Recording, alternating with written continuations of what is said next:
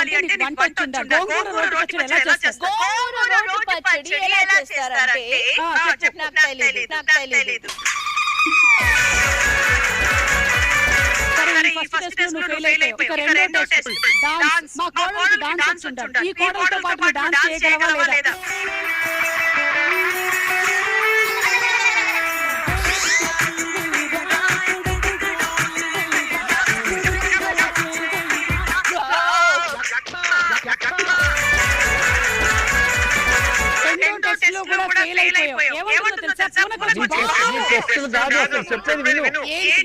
నీకోసం పని మనిషిని తీసుకొచ్చి